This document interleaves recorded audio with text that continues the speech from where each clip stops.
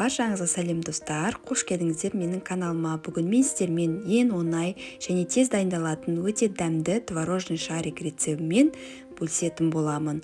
Осы видеоны соңына дейін қарап, каналыма тіркеліп, лайк басып комментария жазуды ұмытпаңыздар. Бізге керек ингредиенттерді айтып өтейін. ұн, творог, қант, жұмыртқа, ас содасы және ванилин. Қамыр дайындайтын боламыз. Ол үшін қант, жұмыртқа қосып, ағарғанша миксерлеп аламыз. Осындай болып шығу керек. Творог және ванилинді қосып, жақсылап араластырамыз.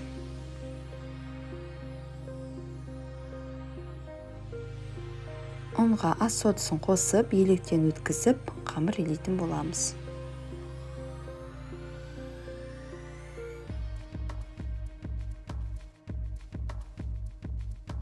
Қамырымыз осындай болып шығу керек. Қолымызға жабысып жатса, ұн сеу жері аздап елеп алуға болады.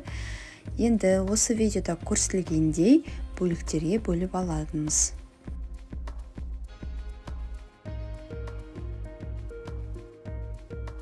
Отымызды жағып, орташа отқа қойып, осындай сотейникке 600 мл сұйық май құйып, қайнағанын күтетін боламыз.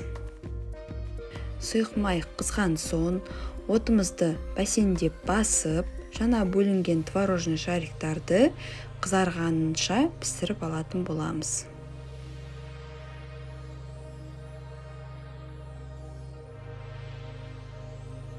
Достар, творожный шарик дайын болды. Осы рецептпен міндетті түрде дайындап көріңіздер. Сіздердің көңілдеріңізден шығады деп үміттенемін. Осы видеоны соңына дейін қарағаныңыздар үшін көп рахмет. Сіздермен болған Гүлсезім.